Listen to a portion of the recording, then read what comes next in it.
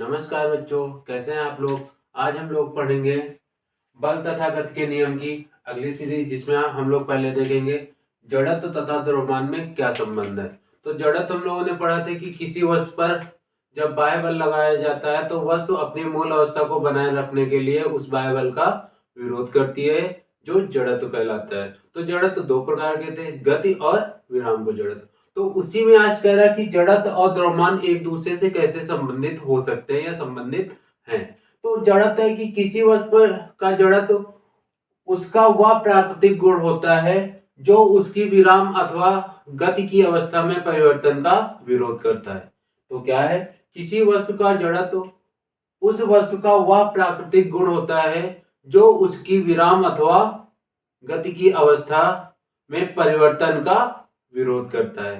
ठीक, तो ये कह सकते हैं, तो जो जड़त्व होता है वो वस्तु के द्रव्यमान के द्वारा मापा जाता है, या ये दूसरे शब्दों में सिंपल भाषा ये कह सकते हैं कि जो जड़त्व है वही द्रव्यमान है, जो द्रव्यमान है वही वस्तु का जड़त्व है। ना जड़त्व अलग है, ना ही वस्तु का द्रव्यमान अलग है। वस्तु का द्रव्यमान अगर होगा तो वस्तु में जड़त्व कोई ना कोई होगा। जितना वस्तु का द्रव्यमान होगा वही वस्तु का जड़त्व है। फिर से परिभाषा देख लेते हैं। किसी वस्तु का जड़त्व उसका वह प्राकृतिक गुण है जो उस पर लगाया गया बाह्य बल जिससे वस्तु विराम अवस्था में जाती है या गति अवस्था में जाती है उसका विरोध करता है। तो ये क्या होता है, जड़त्व होता है। जड़त्व द्रव्यमान के द्वारा मापा जाता है या मापा जा सकता है।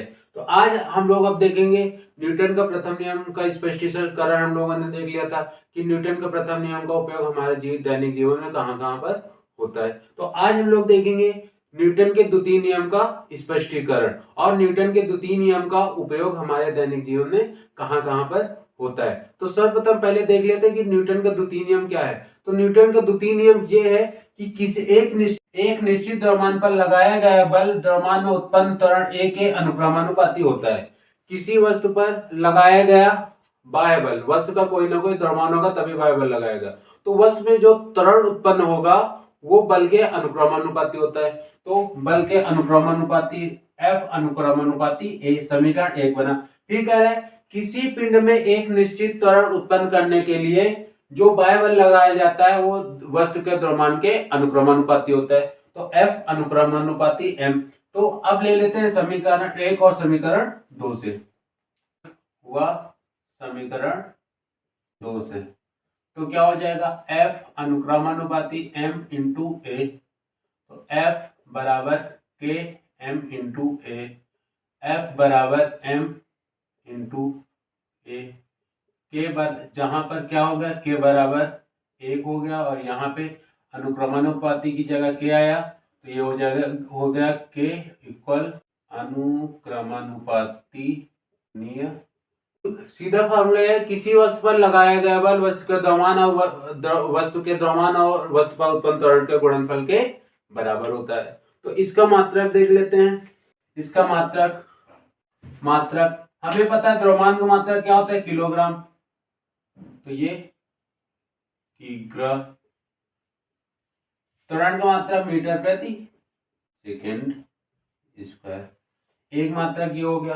दूसरा मात्रक देख लेते हैं। दूसरा मात्रक इसका क्या होगा, और दूसरा मात्रक जो एसआई प्रणाली में प्रचलित है न्यूटन, वो तो बल का मात्रक है ही।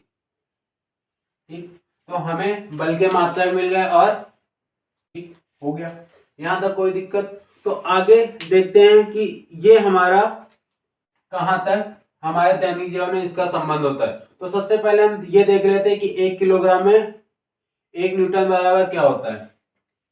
जो 1 न्यूटन होता है, 1 न्यूटन इक्वल होता है 1 किलोग्राम मीटर सेकंड इनवर्स।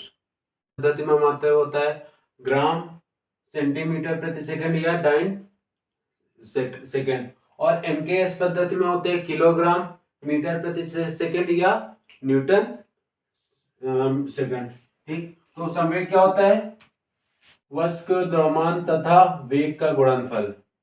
संवेग बराबर द्रव्यमान गुणे वेग।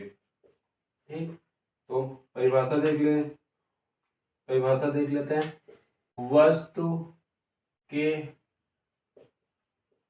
द्रव्यमान तथा वेग के गुणनफल को क्या कहते हैं? संवेग। वस्तु के द्रव्यमान तथा वेग के गुणनफल को क्या कहते हैं? संवेग। संवेग को पी से प्रदर्शित करते हैं। संवेग का मात्रक ग्राम सेंटीमीटर प्रति सेकंड या डायन सेकंड होता है, या एमकेएस पद्धति में देख लें तो संवेग का मात्रक किलोग्राम मीटर प्रति सेकंड या न्यूटन सेकंड होता है। तो अगली क्लास में हम लोग पढ़ेंगे संवेग और बल में संबंध। नमस्कार दोस्तों, अगर आपको हमारे वीडियो पसंद आ रहे हैं तो वीडियो को ज़्यादा से ज़्यादा अपने दोस्तों रिश्तेदारों में शेयर करें और चैनल को ज़्यादा से ज़्यादा सब्सक्राइब करिए।